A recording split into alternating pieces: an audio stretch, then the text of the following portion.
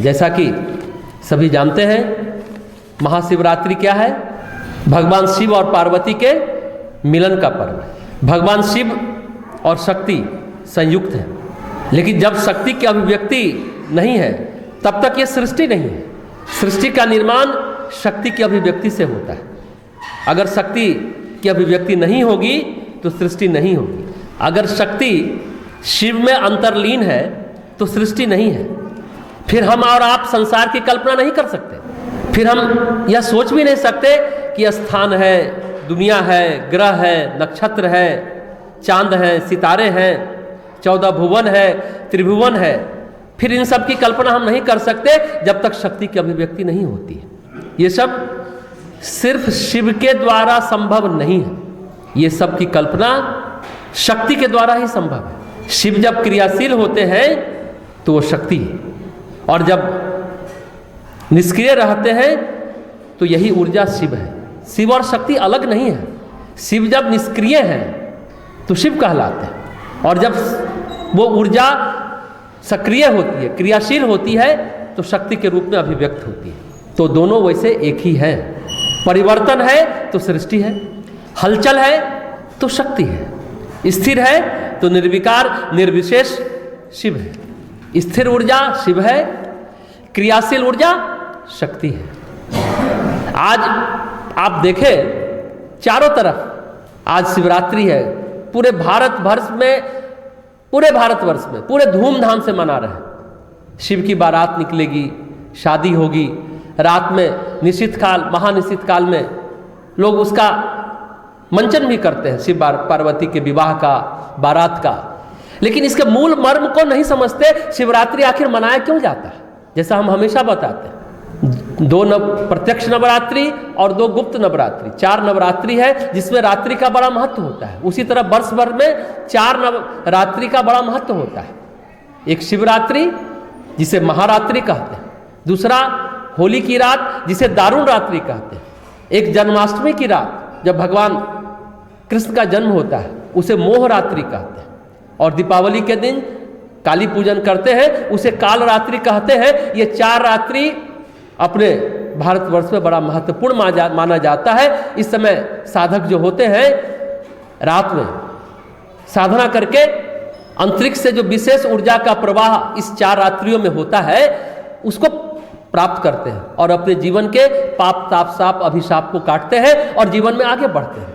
आज रात जगने का है, जागरण का है, और कहते हैं कि उत्तर मुंह होकर के भगवान शिव और पार्वती का ध्यान किया जाए, उनके मंत्रों का जप किया जाए, उनमें अपनी चेतना को उस आदि शक्ति की चेतना से, उस सदाशिव की चेतना से, उस परम चेतना से जोड़ने का प्रयास करें तो जीवन में परिवर्तन ही नहीं रूपांतरण घटित होता है।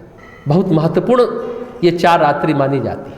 महारात्रि है आज कृष्ण पक्ष चतुर्दशी।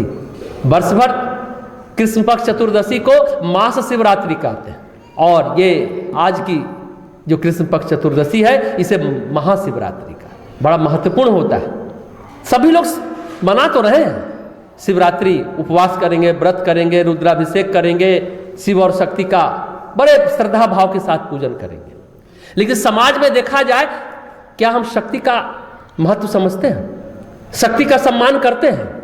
आदि शक्ति जगत जननी माँ गायत्री हो, पार्वती हो, दुर्गा हो, शैलपुत्री हो, उनका बड़े भाव भक्ति के साथ पूजन करेंगे।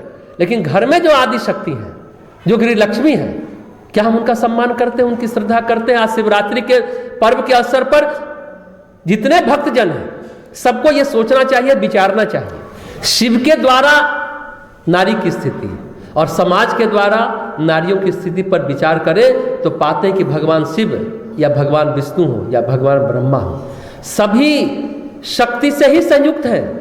सब जगह नारी है। क्योंकि संसार है तो जो भी कार्य का श्री गणेश होगा वो नारी से ही होगा, स्त्री से ही होगा। जो भी कार्य महादेव करते हैं वे शक्ति के बिना नहीं करते।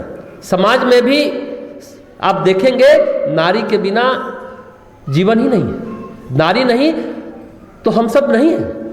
कौन हमें धारण करेगा और जन्म देगा?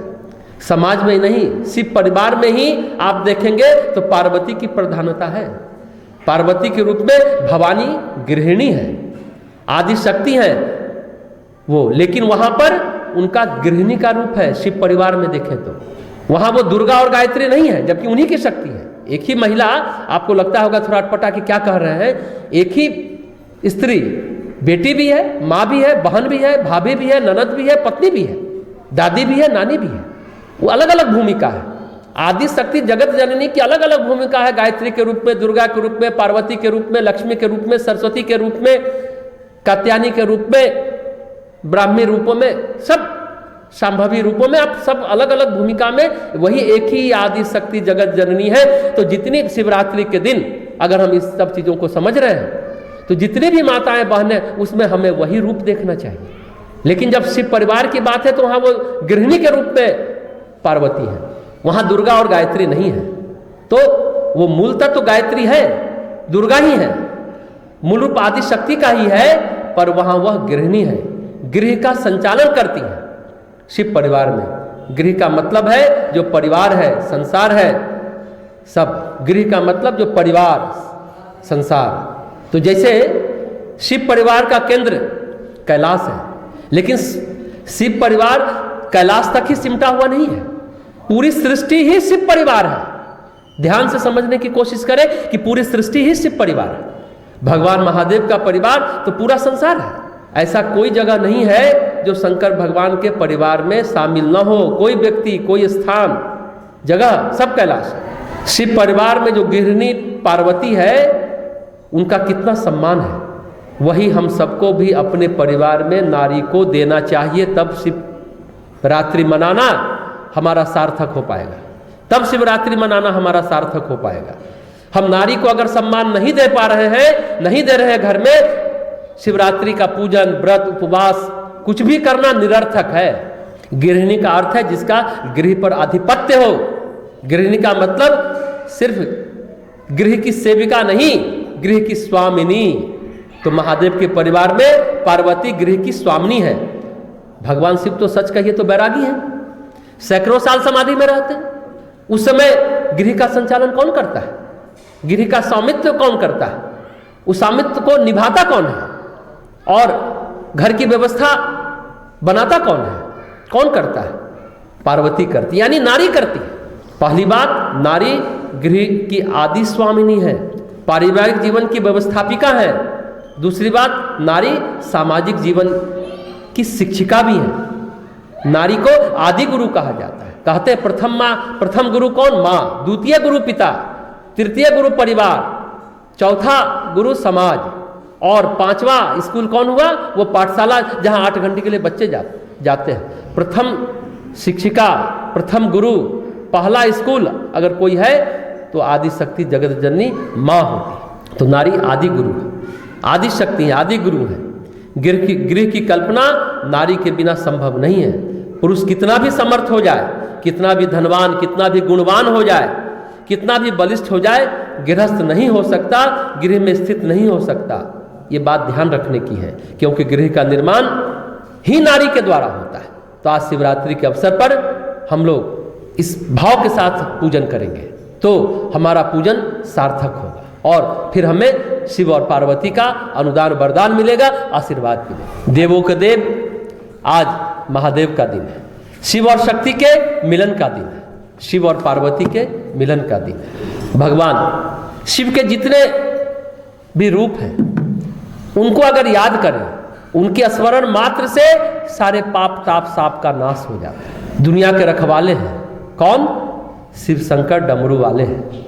शिव शंकर भोले भाले हैं। उनका सिर्फ ध्यान जो कर लेता है वो जग से मुक्ति पा लेता है। भवसागर में उसकी नैया अटकती नहीं है, वो पल में पार लगा देते हैं। जो भी भक्त उन संकट में पड़ता है उसको वो संभाल लेते हैं। कौन? शिव शंकर डमरू वाले, शिव शंकर भोले भाले। उनके जैसा तो कोई वरदानी हो ही नहीं सकता।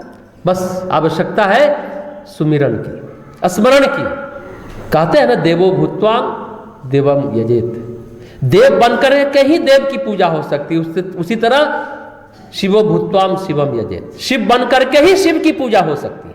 अपने अंदर शिव के गुणों को विकसित करें। शिव ने अगर पार्वती को गृह स्वामिनी बनाया कैलाश पर्वत पर, हम भी घर में अपनी धर्मपत्नी को यानी नारी शक्ति को स्वामिनी माने, सम्मान दें, इज्जत दें, बराबरी का दर्जा दें, तभी शिव पूजन करना, शिवरात्रि मनाना, शिवरात्रि का पर्व मनाना हमारा सार्थक हो पाएगा।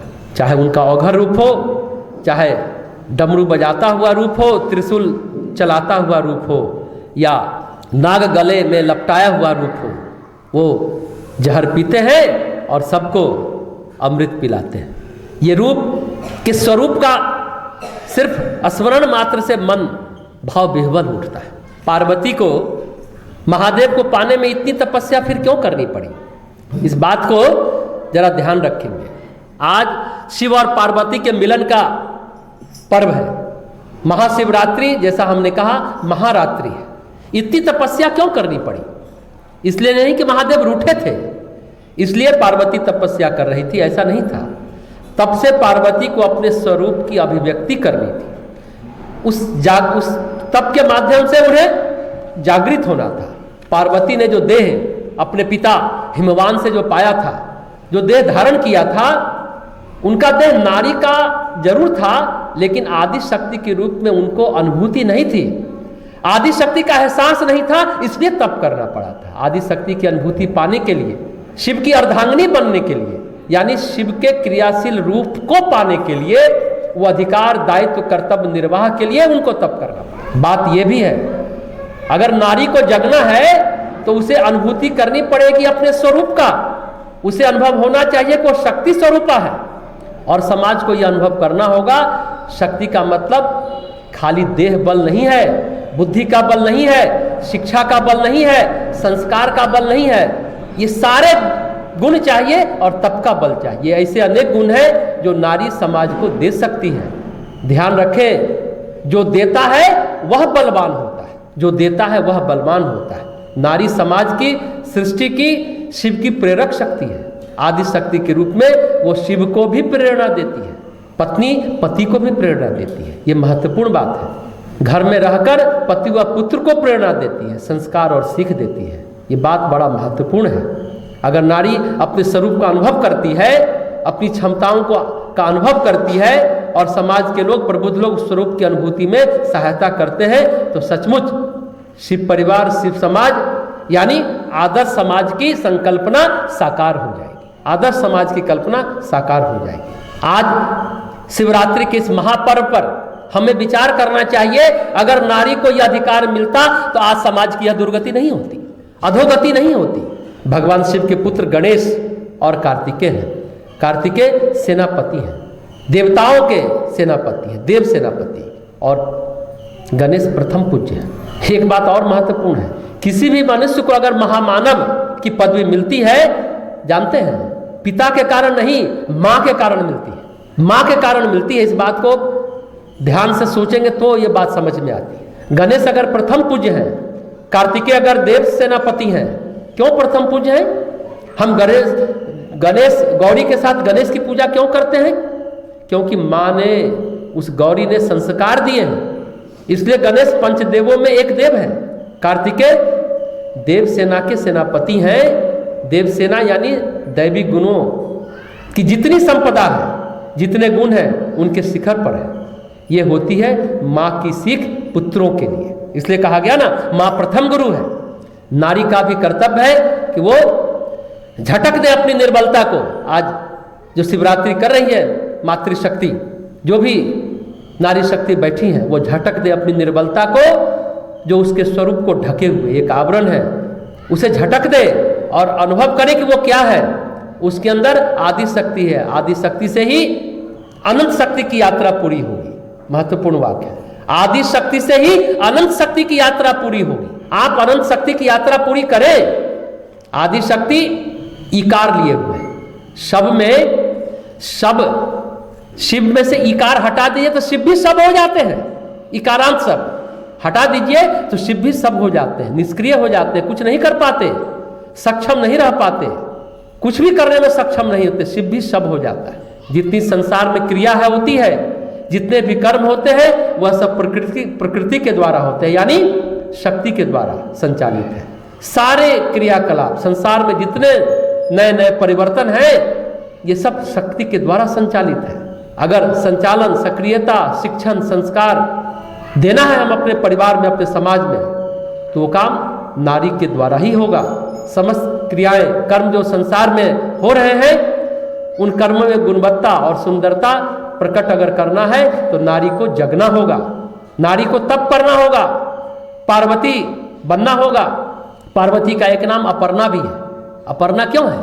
पत्ता खाती थी, पत्ता पहनती थी, पत्ता बिछाती थी, पत्ता ओढ़ती थी, तब का वो स्वरूप था पार्वती का। यूं ही भगवान शिव नहीं मिल गए। शिव की शक्ति के रूप में उनको जो एहसास पाना था, अर्धांगिनी बनने के लिए, शिव के क्रियाशील रूप को पाने के लिए जो तप करना पड़ा, वो तप आज माताओं बहनों को भी करना हो, वो स्वरूप को पाने के लिए, वो गुणवत्ता, वो सुंदरता अपने घर में, अपने परिवार में, अपने समाज में, अपने संसार में प्रकट करने के लिए उनको जगना होगा।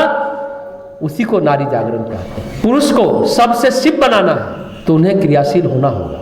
शिव मतलब जैसा हमने कहा कल्याणकारी, रुद्र नहीं। रुद्र में नारी को उसके स्वरूप की अनुभूति नहीं होती होगी। मनुष्य को शिव बनना है तो नारी के सहयोग के बिना वे अपने जीवन को कल्याणकारी नहीं बना पाएंगे। ये बात आज हृदयंगम करें।